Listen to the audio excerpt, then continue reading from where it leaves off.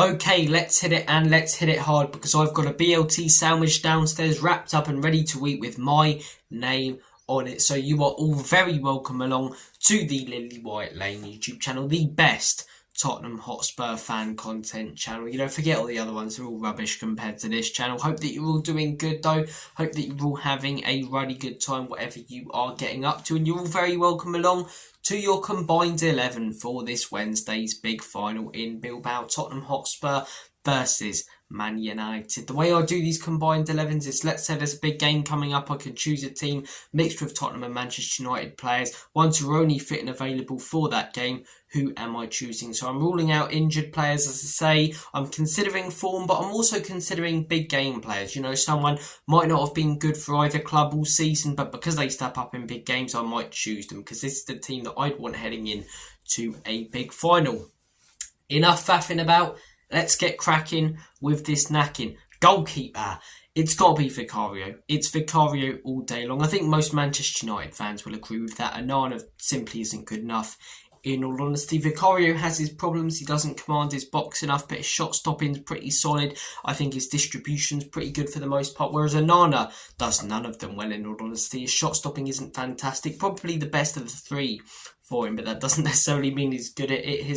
His commanding of his box is arguably worse than Vicario, and his distribution is absolutely horrific. So I don't think there's much debate with that one. Vicario goes straight into the goalkeeper position, in my opinion. The centre-back partnership, I have gone with Mickey van der Ven, and I have gone with Harry Maguire. I can already hear the Spurs fans shouting about Romero. For me, yes, Romero's got good experience in big finals, but he's also quite reckless. He could easily get himself sent off within a few minutes. Maguire's been on fantastic form, a real goal threat from set pieces going forward, and in a crap Manchester United team, I think he's been a bit of a shining light. And as much as I like Romero, I don't think he's world class, and I don't think he's been great this season. So Maguire goes in, and Van der Ven for me has to go in. He's a freak of nature. It's like he's been injected with some compound V or something. I haven't seen any other centre-back like that guy. The way he can sprint back, his recovery pace, just what he does is so different to so many other players over the years. He's a special kind of talent. So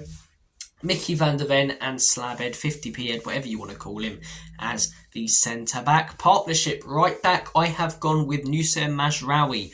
Pedro Porro's been pretty good in the Europa League for Spurs this season, but other than that, I don't think he's been fantastic. I do think we'd be getting better out of Porro if Ange played him out wide in most games, but he only seems to do it in the Europa League, and a majority of the games he's played for Spurs under Ange, especially this season, he's played almost as a midfielder cutting in, and that's not what he's good at. Whereas Mazraoui, similar to Maguire, crap Manchester United team, but he's looked pretty solid whenever I've seen him. Good crosser of the ball, solid at the back, and Porro's defensive game is pretty non-existent, in all honesty. So I would go with Noussair Mazraoui. Left back, it's got to be Destiny Udogie, in my opinion. Luke Shaw's been enjoying the burgers too much to get into this team.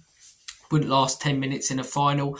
I'm looking at other left backs. Spence has had a great season, but Udogie, when he's not been injured, has been pretty solid, in all honesty, even in the Premier League and in the Europa League. I think Porro's been good, but I think Udogie's been at that next level. So Destiny Udogie goes in at left back, in my opinion. Midfield 3, Casemiro goes straight in, right?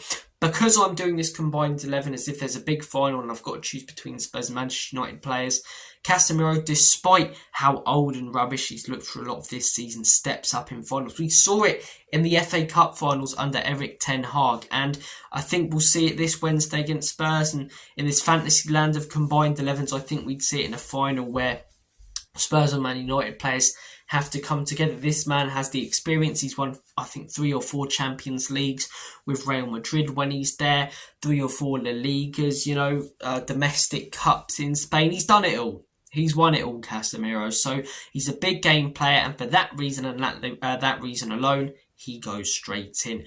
Bissouma would be the man that I would put next to him. I think I'm looking at the other Manchester United midfielders who could sort of go in that 8 position if we're playing Casemiro as a 6/8. And I don't think Ugarte's done enough. He hasn't really impressed me whenever I've watched him. Mainu, fantastic last season. This season, been on the bench surprisingly for a lot of their games. And apart from that goal in the quarter-final of the Europa League, I haven't seen loads from him that's impressed me. So he doesn't go in there for me. I'm looking at Spurs players. Archie Gray, surprisingly better in the centre-back position than he has been in the six. Everyone, including me, was saying play him in the six, give him a chance. When he's been given the chance, he looks like a cheese string, far too lightweight and just gets bossed physically. So I think Bissouma goes in. I think in the Premier League it's been a mixed bag, but the Europa League I think it's been really, really good. I think playing that box-to-box role, he can do it really well in a team balanced. And as to say, is he anything special? No, but is he better than the other options?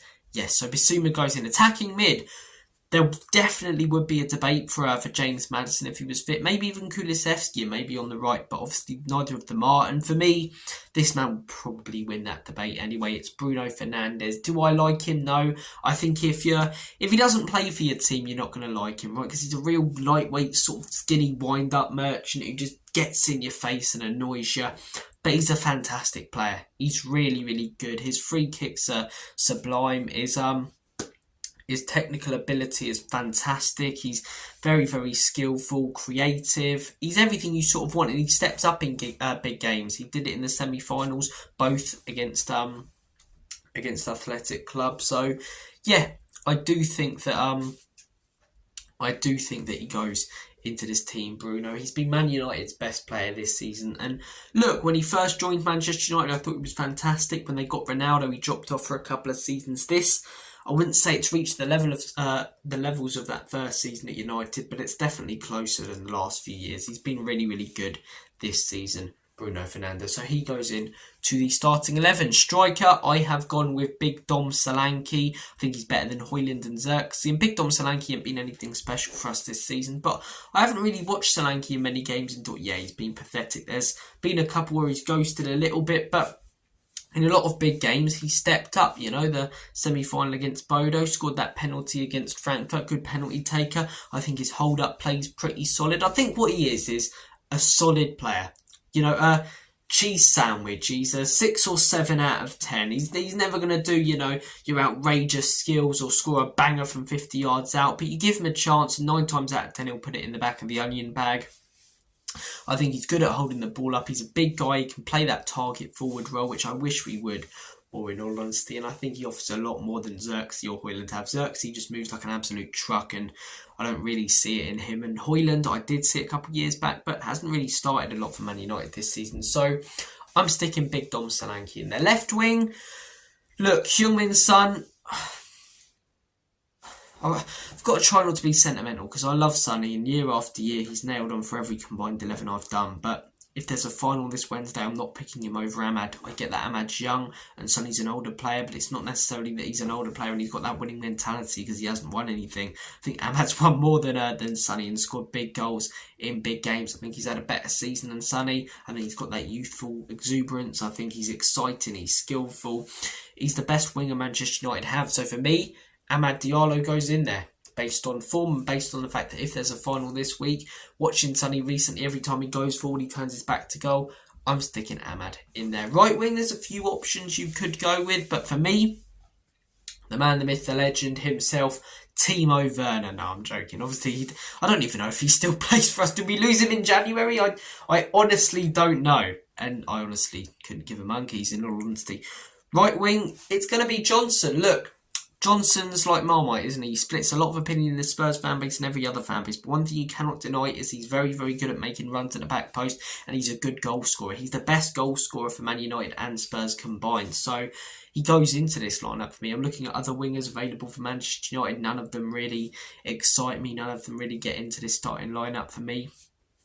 I'm looking at, like Garnacho, for example. I don't think he's the player he was a couple of years ago or has the hype that he did a couple of years ago. But I'm looking at other Spurs wingers. Tell goes nowhere near the squad. Odegaard been quite good recently, but not enough to get into the team. I think Johnson's been pretty good, especially this season with his goal scoring in a crap team. So Brennan Johnson goes in there for me, and that is my combined 11. Vicario in goal, a centre-back partnership of Harry Maguire and Mickey van der Ven, right-back Nusser Mazraoui, left-back Destiny Udogie, a midfield 3 of Bruno Fernandes in the 10, Bissouma in the 8 and Casemiro in the 6, Solanke as your number 9 and target forward up top with Amad Diallo on the left and Brennan Johnson on the right. I can already see Spurs fans saying, only 1 or 2 Man United players get into our lineup. How can that be true when both teams are as crap as each other and Man United are, I think, a point ahead of us and maybe slightly better.